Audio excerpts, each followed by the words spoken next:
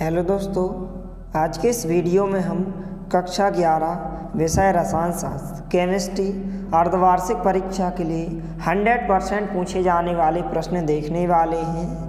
इसके पहले वाले वीडियो में हमने आपको जो फिजिक्स के अर्धवार्षिक परीक्षा की दृष्टि से इम्पोर्टेंट क्वेश्चन बताए थे, वही के वही क्वेश्चन आप देख सकते हैं, देखने को मिले हैं। तो इसी प्रकार से आपको केमिस्ट्री में भी 100% पूछे जाने वाले प्रश्न देखने वाले हैं। तो वीडियो के साथ अंत तक बने रहिए। तो यहाँ पर सबसे पहले हम सही विकल्प देखने वाले हैं। तो यहाँ पर पहला प्रश्न है, एक मूलल विलयन वह है जिसमें एक मोल विलेय उपस्थित हो। तो यहाँ पर 4 ऑप्शन दिए गए हैं, तो इसका जो राइट आंसर होगा ए नंबर का ऑप्शन 1000 ग्राम विलयन में।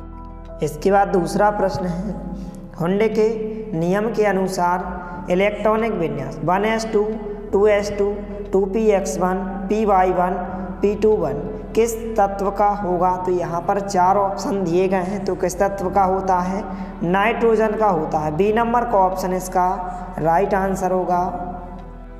इसके बाद तीसरा क्वेश्चन है, n बराबर 3 के लिए L का मान होगा। 4 ऑप्शन दिए गए हैं, तो L का मान कितना होगा, 0 1 2 होगा। यहाँ पर बी नंबर का ऑप्शन इसका राइट आंसर होगा। इसके बाद चौथा क्वेश्चन है, संयोजकता कोष को प्रभावित नहीं करने वाला कारक है। 4 ऑप्शन दिए गए हैं, तो कौन सा कारक होता है, क्रोड इलेक्ट्रॉनों की संख्या। डी नंबर का ऑप्शन इसका राइट आंसर होगा।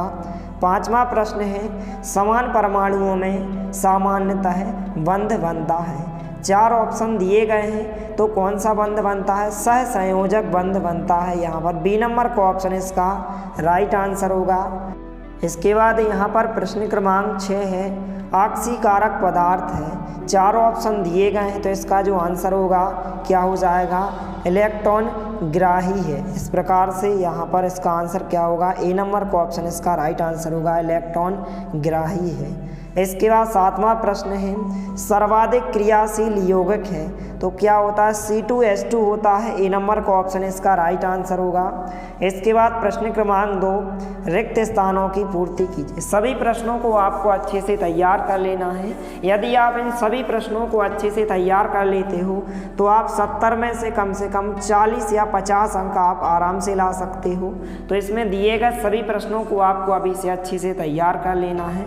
और इसके पहले वाले वीडियो में हमने आपको और भी महत्वपूर्ण प्रश्न विद आंसर के साथ उपलब्ध करा दिए हैं। यदि आपने इसके पहले वाले वीडियो को नहीं देखा है, तो आप हमारे चैनल की प्लेलिस्ट या नीचे डिस्क्रिप्शन बॉक्स में दी गई लिंक पर जाकर आप देख सकते हैं। यहाँ पर पहला खाली स्थान है, समान ताप तथा दाब पर समस्त गैसों का समान आयतन में अणुओं की संख्या समान होती है।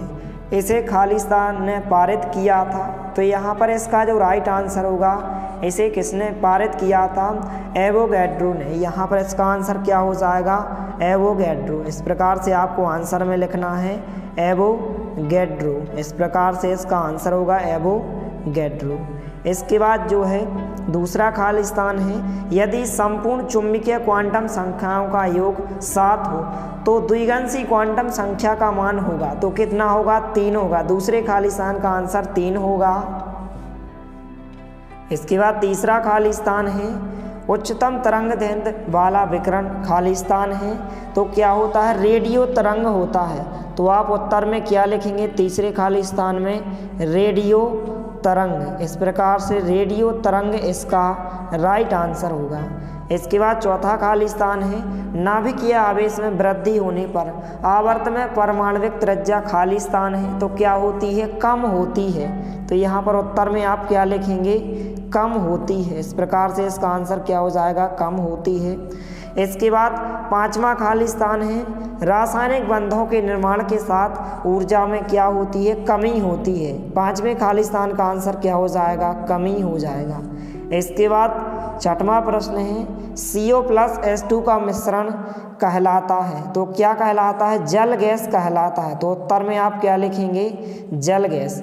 6वें प्रश्न के खाली स्थान का उत्तर क्या होगा, जल गैस होगा। इसके बाद 7वां प्रश्न है, टेफ्लॉन खालिस्तान का बहुलक है। तो जो टेफ्लॉन होता है वह टेट्राफ्लोरोएथीन का बहुलक होता है। तो आप उत्तर में क्या लिखेंगे? टेट्रा। इस प्रकार से आपको उत्तर लिखना है, टेट्रा फ्लोरो एथीन लिखना है आपको, टेट्रा फ्लोरो एथीन लिखना है। इस प्रकार से इसका राइट आंसर होगा टेट्रा फ्लोरो एथीन।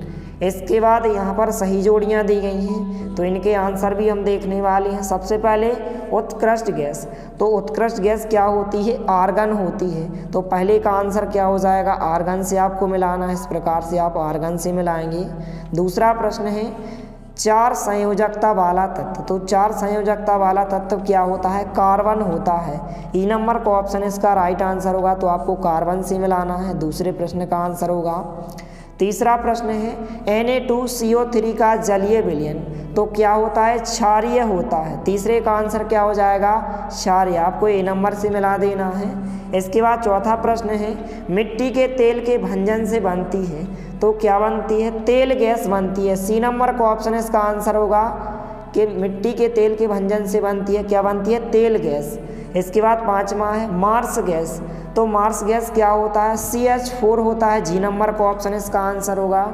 इसके बाद छठवें नंबर पर दिया गया है सिरका, तो सिरका क्या होता है? CH3 यहाँ पर बॉन्ड COOH। बी नंबर का ऑप्शन इसका आंसर होगा। इसके बाद सातवां प्रश्न है CNG, तो CNG क्या होती है? एक संपीड़ित प्राकृतिक गैस होती है। F नंबर से आपको मिला देना है। तो इस प्रकार से सही जोड़ियाँ हो जाएंगी, इनको आपको अच्छे से तैयार कर लेना है। इसके बाद प्रश्न क्रमांक 4 है एक शब्द या एक वाक्य में उत्तर दीजिए। पहला प्रश्न है ऑक्सीजन के क्रमशः 16 और 32 ग्राम भार NO2 के 28 ग्राम भार से अलग अलग संयोग कर 2 ऑक्साइड N2O एवं N2O2 बनाते हैं, इससे किस नियम की पुष्टि होती है? तो किस नियम की पुष्टि होती है? गुणित अनुपात के नियम की पुष्टि होती है। तो आप उत्तर में क्या लिखेंगे? गुणित अनुपात का नियम। इस प्रकार से आपको उत्तर में क्या लिखना है? गुणित अनुपात का नियम। इस प्रकार से आंसर होगा। इसके बाद दूसरा प्रश्न है N+L नियम क्या है? तो हमें इसका आंसर देखने वाले हैं, तो वीडियो के साथ आपको लास्ट तक बने रहना है। तो इस प्रकार से N+L नियम होता है। यहाँ पर आप देख सकते हैं कि नया आने वाला इलेक्ट्रॉन उस कक्षक में पहले प्रवेश करता है जिसके लिए N+L का मान न्यूनतम होता है, परंतु 2 या 2 से अधिक कक्षकों के लिए N+L का मान समान होने पर इलेक्ट्रॉन उस कक्षक में पहले प्रवेश करता है जिसके लिए N का मान क्या हो? न्यूनतम हो। इस प्रकार से आपको उत्तर लिखना है। इस प्रकार से N+L नियम हो जाएगा। इसके बाद यहाँ पर तीसरा प्रश्न दिया गया है। यहाँ पर आप देख सकते हैं एक सिलिकॉन का दूसरा नाम क्या है? तो जो एक सिलिकॉन होता है उसका दूसरा नाम क्या होता है? जर्मेनियम होता है। तो आपको उत्तर में क्या लिखना है? जर्मेनियम लिखना है। इस प्रकार से इसका राइट आंसर क्या हो जाएगा? जर्मेनियम हो जाएगा। इसके बाद यहाँ पर चौथा प्रश्न है इस प्रकार से CH3 bond CH2 bond CH bond CH3 का रासायनिक नाम क्या है? तो इसका जो रासायनिक नाम होगा आइसोब्यूटिल क्लोराइड होगा। क्या होगा इसका? चौथे का आंसर। इसका रासायनिक नाम क्या होगा? आप अच्छे से नोट करें, आइसोब्यूटिल। क्या लिखेंगे आप? आइसोब्यूटिल। इसके बाद आप क्या लिखेंगे? क्लोराइड। तो इसका रासायनिक नाम क्या होगा? Isobutyl chloride, isobutyl chloride. इस प्रकार से आपको उत्तर में लिखना है। इसके बाद पांचवा प्रश्न है एथिल अल्कोहल का IUPAC नाम क्या है? तो एथिल अल्कोहल का जो IUPAC नाम होता है इथेनॉल होता है। क्या होता है? इथेनॉल होता है। इस प्रकार से आपको प्रश्न 5 के उत्तर में आपको अच्छे से ध्यान रखना है कि जो एथिल अल्कोहल का IUPAC नाम इथेनॉल होता है। इसके बाद छठवां प्रश्न है दाब का SI मात्रक लिखिए। तो दाब का जो SI मात्रक होता है क्या होता है? पास्कल होता है। क्या होता है? पास्कल होता है। इसके बाद सातवां प्रश्न है SI इकाई में गैस स्थिरांक का मान क्या होता है? तो कितना होता है? आपको अच्छे से ध्यान रखना है, 8.314 जूल किलो इनवर्स और मोल इनवर्स। इस प्रकार से होता है, इसको आपको अच्छे से ध्यान रखना है। जूल किलो इनवर्स और मोल इनवर्स होता है। मोल इनवर्स आप इस प्रकार से लिखेंगे, मोल लिखेंगे और इस प्रकार से इनवर्स लगा देंगे। तो 8.314 जूल किलो मोल इनवर्स होता है। इसके बाद इस प्रकार से प्रश्न पूछे गए हैं, जैसे प्रश्न क्रमांक 5 2 अंक में पूछा गया है। यहाँ पर निम्नलिखित के पूर्व लग्न लिखिए, इनके आपको पूर्व लग्न अच्छे से तैयार करना है। इसके अथवा में जो क्वेश्चन पूछा गया है कि निम्नलिखित को 3 सार्थक अंकों में व्यवस्थित कीजिए, इस प्रकार से दिए गए हैं। इसके बाद प्रश्न क्रमांक 6 है, सीमांत अभिकर्मक क्या है, बहुत ही महत्वपूर्ण प्रश्न है, इसको भी आपको तैयार करना है। इसके बाद प्रश्न है सार्थक अंकों की परिभाषा, 2 अंक में यह प्रश्न पूछा जाता है और इन सभी के आंसर आपको वीडियो के लास्ट में बताए जाएंगे। सबसे पहले आप प्रश्न देख लीजिए। इसके बाद इस प्रकार से प्रश्न है कि मुख्य समूह तत्वों में आयनन एंथैल्पी के किसी समूह में नीचे की ओर कम होने के कौन कौन से कारक हैं, इस प्रश्न को आपको अच्छे से तैयार करना है। इसके बाद यह भी महत्वपूर्ण प्रश्न है, परमाणु त्रिज्या की परिभाषा आपको अच्छे से तैयार करना है, 2 अंक में यह क्वेश्चन पूछा जाता है। इसके बाद आणविक त्रिज्या की परिभाषा, इसको भी तैयार करना है। इसके बाद जो 2 अंक में क्वेश्चन पूछा जाता है कि निम्नलिखित अणुओं की लुईस संरचना लिखिए, तो इन अणुओं की आपको लुईस संरचना अच्छे से बनाकर देख लेना है। और या फिर आप SO3NO2 की अनुनादी संरचना, लुईस संरचनाएं और अनुनाद संरचनाएं, इनको आपको अच्छे से एक बार बनाकर देख लेना है। 2-2 अंक में क्वेश्चन पूछा जाता है। इसके बाद चार्ल्स का नियम और बायल का नियम, इसको भी आप अच्छे से तैयार करें। इसके बाद जो है क्वेश्चन है एल्कीन के प्रथम 4 सजातों के नाम लिखिए या सजातों के संरचना सूत्र लिखिए, इसको भी आपको तैयार करना है। इसके बाद जो क्वेश्चन पूछा जाता है इलेक्ट्रॉन स्नेही क्या है, उदाहरण सहित समझाइए, 2 अंक में क्वेश्चन पूछा जाता है। और नाभिक स्नेही क्या है, उदाहरण सहित समझाइए। इन प्रश्नों को आपको अच्छे से तैयार करना है। इसके बाद निम्न विन्यासों द्वारा कौन से परमाणुओं को दर्शाया जाता है, इसको आपको अच्छे से तैयार कर लेना है। इसके बाद जो क्वेश्चन है मैक्स प्लैंक का क्वांटम सिद्धांत, वेरी मोस्ट इंपोर्टेंट क्वेश्चन है, 3 अंक में पूछा जाता है। और हाइजेनबर्ग का अनिश्चितता का सिद्धांत और इसका गणितीय रूप, इसको भी आपको अच्छे से तैयार करना है। इसके बाद 3 अंक में जो क्वेश्चन पूछा जाता है आदर्श गैस समीकरण क्या है, इसकी स्थापना कीजिए, बहुत ही महत्वपूर्ण प्रश्न है, 100% पूछा जाने वाला क्वेश्चन है। और यह क्वेश्चन भी पूछा जाता है PV बराबर nRT समीकरण का उपयोग करते हुए स्पष्ट कीजिए कि दिए गए ताप पर गैस का घनत्व गैस वात के समानुपाती होता है। इसके बाद प्रश्न क्रमांक जो 16 दिया गया, इसको भी तैयार करना है। और न्यूमैन प्रक्षेपण सूत्र क्या है, 3 अंक में क्वेश्चन पूछा जाता है, इसको आप अच्छे से तैयार करें। इसके बाद एवोगैड्रो नियम लिखिए तथा इसका अनुप्रयोग अच्छे से तैयार कर लेना है। इसके बाद ठोस द्रव तथा गैस में निम्न बिंदुओं पर संरचनात्मक भिन्नताएं लिखिए, इसको आपको तैयार कर लेना है। इसके बाद सिद्ध कीजिए कि निम्नलिखित अभिक्रियाएं अपचयोपच अभिक्रिया हैं, इसको भी आपको अच्छे से तैयार कर लेना है। इसके बाद जो क्वेश्चन पूछा जाता है निम्नलिखित यौगिकों के सूत्र लिखिए, इनके आपको यौगिकों के सूत्र अच्छे से तैयार करना है। इसके बाद निम्नलिखित की ऑक्सीकरण संख्या ज्ञात कीजिए, इसको भी आपको तैयार करना है। अब इसके बाद हम इन सभी प्रश्नों के आंसर देखने वाले हैं। तो सबसे पहले जो है मैक्स प्लैंक का क्वांटम सिद्धांत, इसको आप अच्छे से तैयार करें, इस प्रकार से आंसर दिया गया है तो इसको आप अच्छे से नोट करें।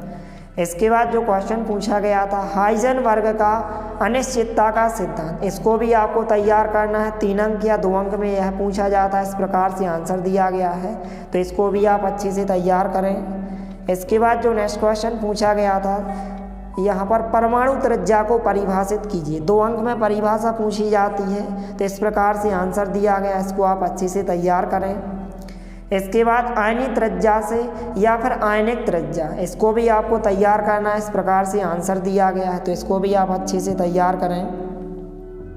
इसके बाद SO3NO2 और NO3- के लिए अनुनाद संरचनाएं बनाइए, तो इस प्रकार से अनुनाद संरचनाएं दी गई हैं, इनको आपको अच्छे से बनाकर देख लेना है, तो आप स्क्रीनशॉट ले सकते हैं। NO2 की अनुनाद संरचना इस प्रकार से हो जाएंगी, NO3- की अनुनाद संरचना इस प्रकार से हो जाएंगे, इनको आपको अच्छे से बनाकर देख लेना है। SO3 के लिए अनुनादी संरचनाएं, NO2 के लिए अनुनादी संरचना और NO3- के लिए अनुनादी संरचना, इनको आपको अच्छे से बनाकर देख लेना है।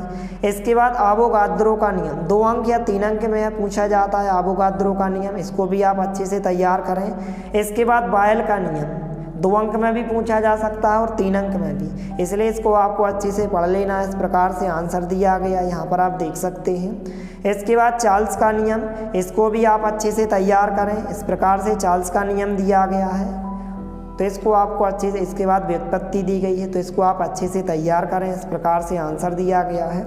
इसके बाद आदर्श गैस किसे कहते हैं, आदर्श गैस समीकरण की व्याख्या कीजिए। इस प्रकार से आदर्श गैस समीकरण दिया गया, इसको भी आप अच्छे से तैयार करें।